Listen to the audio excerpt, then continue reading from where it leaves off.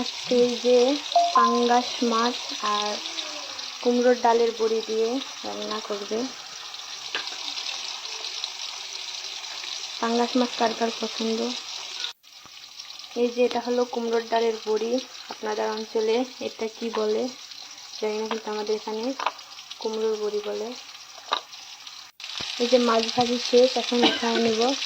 এখানটাতে মাছ মাখাইয়ে রাখা ছিল, এখানে তুলে নিচ্ছে আবার।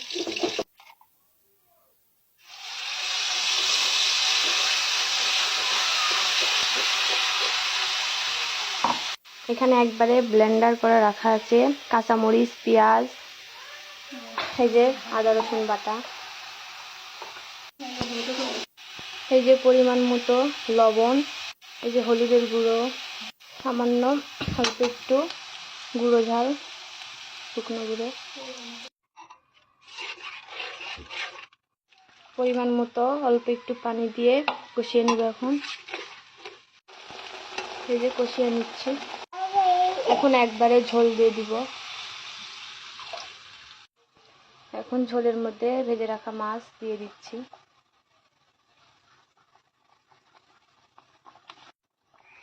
ভেজে রাখা মাসকালাইয়ের ডালের বড়ি, এগুলো আমাদের বাড়িতে বানানো। এই তো তরকারি এখন হওয়ার মধ্যে, কুমড়োর ডালের বড়ি সিদ্ধ হয়ে গেছে।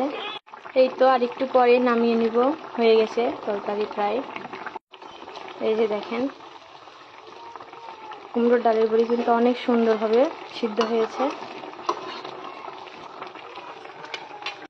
এই যে রান্না শেষ, এখন নামাবো। এই যে রান্না শেষ।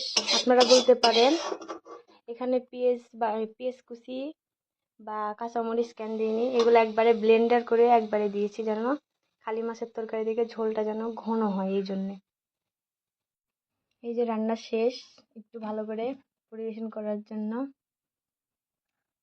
প্লেটে এভাবে ভাত নিয়ে ঢং করার জন্য আর কি, যেন একটু সুন্দর লাগে।